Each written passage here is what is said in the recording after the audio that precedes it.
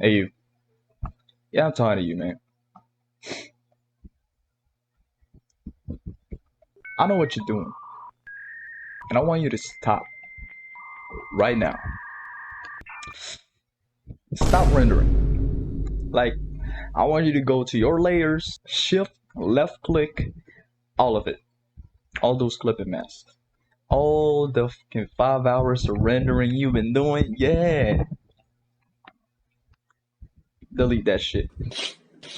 What's good, everybody? Welcome to my channel. My name is Just Lord. I'm sorry for that cringy ass fucking intro. I need to get better at this shit. Anyways, today I want to share this little thing that I've been observing, I've been practicing, I've been studying. And the good thing about this is all of you can just keep this thing in mind and literally study it passively. Kind of passively.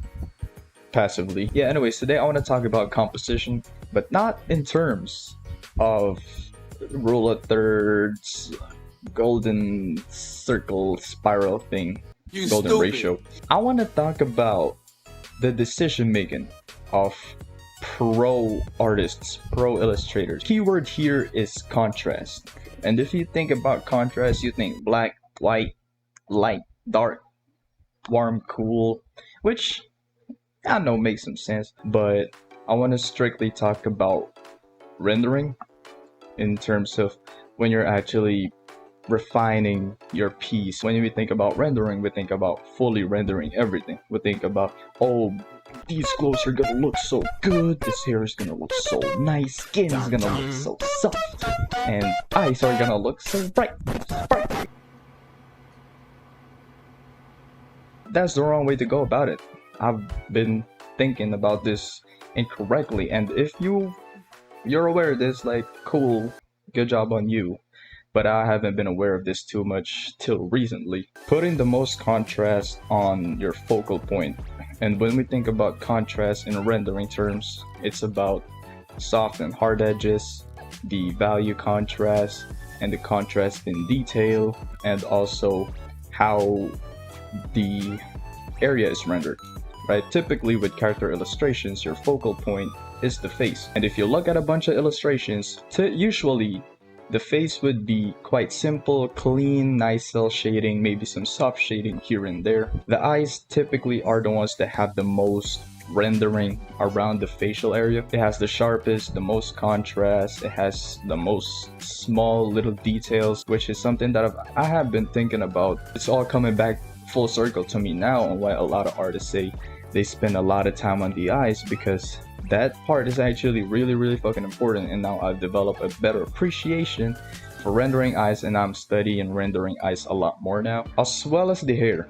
Basically, they're building up that contrast of the face being simple and the eyes and the hair, which are the ones that are around this area, right? I'm not no anime girl, but you know, people tend to look at the eyes and also the hair frames the head. Those two areas are given a lot of detail, a lot of time and attention into rendering. And what you're gonna realize is after that, after you've pretty much set the focal point, you don't have to do so much rendering around areas that are not so important. If you take a look at this piece by Clay Masahiro-san, you'd say like, oh, there's still a lot of rendering around the areas outside of the face, right? Huh. Look at the difference between the face and the skin around the body area. The face, it has a lot of hard edges, it has a lot of hard shadows, still with the same tones, still with the same shadow colors and values, but it's the edges. Now look at around the body area. Are you seeing the difference? There's more soft blended edges around the body area. It's kind of like a blur. You know how with unfocused the other areas get blurred? It's kind of that thing. At least to me, that's how I see it. Maybe that's not what the artist is thinking about, but that's kind of the effect that's being given. And then the eye is gonna look at the area where there's more sharper areas, sharper contrast, harder edge. If you look at Miya-san, look how simple the face is. Miya-san is one of my favorite artists, probably my favorite artist of all time. Look how much more softer, cleaner, simpler in a sense the face looks compared to the body. This little decision making that you make moving forward with your other illustrations that I have been applying to mine, which honestly makes working on commissions a lot easier because I'm actually more mindful. I feel more confident that the product that I'm gonna give is going to be good because I've paid attention to the focal point on where I want my client to look at. And last but not the least, I just want to give this example because it's not just always the face. You can apply this to anything. Who better to go with than the legend Hizuki Akira-san themselves? With this picture, I forgot this card. I think it's Sabrina from Pokemon. Look at this illustration. If you just look at it from afar, you see how simple the clothes look. It looks like just two-tone values, just yellow and then a darker yellow, and that's about it. But then you look at the skin, there's heavy contrast around that. And there are other areas on where you want the viewer to look at and pay attention to that you can put and apply the same concept so that you can lead the viewer. And I would like y'all to guess where Hizuki Akira-san wants you to look besides the face. Put it in the comments down below.